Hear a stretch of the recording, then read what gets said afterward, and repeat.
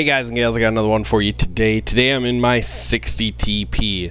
This is exciting. I have yet to feature an ace tanker in my 60 TP, and I'm platooned up with Isaac, our clan leader, and we are on Fjord's standard battle. Now, let's talk about Fjords real quick. To me, Fjords, the middle and the southern flank are probably, I think, the most important. If you're on the east side spawn, it's very difficult because you get the hill, which if heavy tanks decide to go to hill, their guns are out of the game in my opinion for way too long.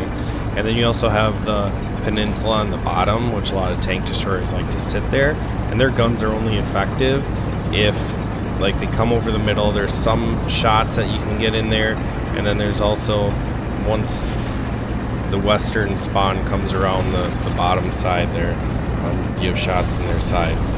And then obviously the guys on the peninsula can defend the cap too. So once this team has made it over to the red cap, tank destroyers in the peninsula can fight at that point.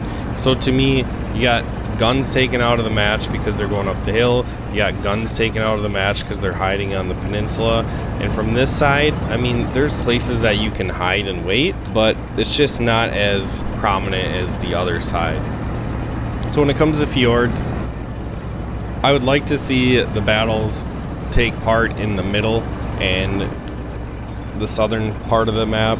However, you can't always get that. It's pub matches. That's what makes this game so exciting, is that it isn't cookie cutter, so the same exact thing doesn't happen every time. Not to mention different makeups of teams are on each side every game. But I digress about Fjords. So I'm in a heavy tank. I'm going to the southern fight. Hopefully there's one here. As I round the corner, there's a fatherland, and you can already see that they didn't send anyone down here. And you can also see that that AMX 30 on my team got beat up by some tank destroyers hiding on the peninsula. So I let Isaac know that there's tank destroyers there, that we got to get behind this house, so we hurry up and move forward. And now these houses cover us a little bit from those tank destroyers or heavy tanks or medium tanks, whatever is hiding on that peninsula. I don't really know the gun angles from out there, but I know I have gotten shot not only in the middle of the map, but over here in between the houses as well. So there are quite a few angles out there, but you can also see how easy it is to avoid. So I get tracked out here, and I'm taking way too much damage. A little over angled, and I'm not using the house to side scrape correctly. I also missed my shot into the E5's lower plate or armpit. So I go for a shot again. As he starts to look at me, I know I got to pull forward to cover my lower plate. So I just aim at the other armpit, pen him this time. And you can see it, this tank collects damage very quickly. Now the one thing that holds us back is the gun handling and the reload time. He's way over angled. I get a shot right into his side and take him down. Now the E5, just be careful. Had I aimed that lower, I might have got trolled as far as the E5 has a boat hull in the Patton, and I'm pretty sure the whole E series has a boat hull, so the hull actually like dips in towards the middle of the tank, and it can get deflections off the side. So if you ever feel like you're bouncing off the side of an E5, chances are you're aiming too low and it's just getting a deflection. So make sure you aim higher up on the sides of the American tier 10s, otherwise you might be bouncing off of them. So we shut them down. Now one thing I want to slow this down for is because if you see this T-54 lightweight in D1, he's going to go wide.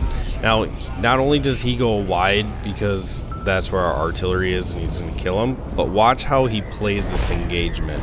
Now, I throw a shell because I want to get forward to hold the corner, and I don't want them to be able to dictate how this corner engagement is fought, and rather I'd like to control this engagement.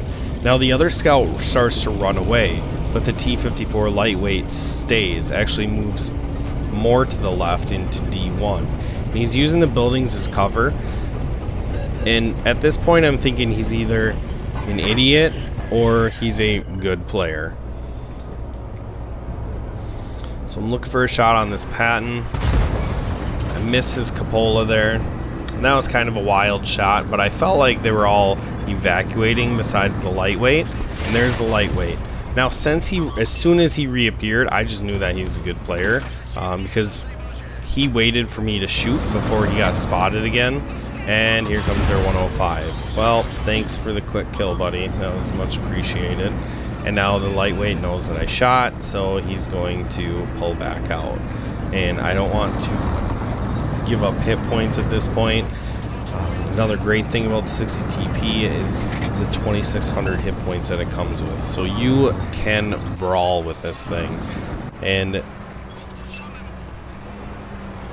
even if you're trading 1-for-1 with other tier 10 heavy tanks, you'll be okay because you're dishing 700 and you're only receiving like 400, so it's a pretty good trade-off. I was gonna go for the lower plate of that E4, and instead he fixes his track, starts to back up, so I just retrack him. Isaac pulls out, get a nice shot into him again. And then looking for a shot, let Isaac clear me, and that reload time, not loaded yet. And you can see I was aimed high to get a side pen there, but also try to get his track. And the angle was just too high to where my shell pretty much just only traveled through the top of his track and didn't enter the side of his tank. So I just push forward there, make sure that I get a full side shot there. And I still was aiming at the top of his track, but I had the center of his tank, so I knew that it was going to pen. Now this Patton has Artie cover, and I take some chances here. I'm hoping that Artie doesn't get lucky and hits me there, and he doesn't. He misses. So I'm going to push the Patton, just try to get his side opened up for my teammates. And he still bounces a shell, and that to me is an auto lock shot there.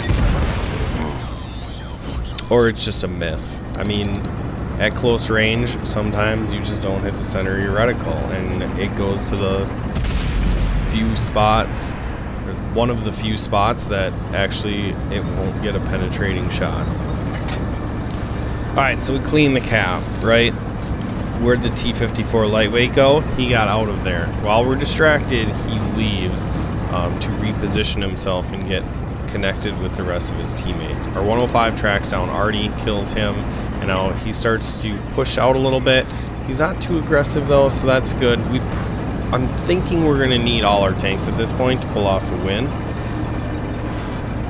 Not to mention me and Isaac already have a brothers in arms, so we talk about that and just making sure that we play this smart, come out with a win. And there's an E5. I bounce a shell and shut the E5 down. Then there's a Death Star over here, and I'm guessing that's what I bounced. No, maybe not. It's hard to tell. The E5 might have bounced off of me, but I didn't see him shoot at me. So I'm thinking the Death Star shot. I'll still play it cautiously, and he's not even looking at me, so what an easy shot. Now I did pull my gun up a little bit, because it was aimed pretty low, and shooting a heat shell into a track is another way of getting trolled in this game. The tracks will absorb the heat shell, and generally they'll break, but they essentially won't do damage, just because as soon as the heat shell ignites, there's only so much travel space it has to do damage, and as it tries to get through more spacing, the less damage it can do. That's why if you shoot a fence with it, or like an obstacle, the heat round pretty much just dies right there. Alright, so we lose our 105, and Isaac's pushing with that other tank destroyer to get down the hill. They don't have much health, and I'm really just questioning like what's going on. But I'm going to secure the backside just in case they do try to run and achieve to get away from them. At least I'll be right here to shut them down. Looks like they're going to stay and fight. Isaac kills the T-54 and the lightweight shuts Isaac down, and then our T-30 takes the lightweight. So well played to that lightweight. He did a lot of good things on this game, and if you're a light player that really doesn't understand brawling, you could watch this again and just kind of take pointers on where he's locating himself compared to where the fights are going on. So guys, get the ace tanker, high caliber, top gun, steel wall. We metaled her up in the ace tanker. Isaac throws down 3,000, 4 kills in his E4, also blocks 1,100, and our 13105 even had 5,500 damage and 3 kills. Just overall fun game to play, coming down to the wire there. That's really all I got for you guys. Make sure you like, share, subscribe, and I will catch you in the next video.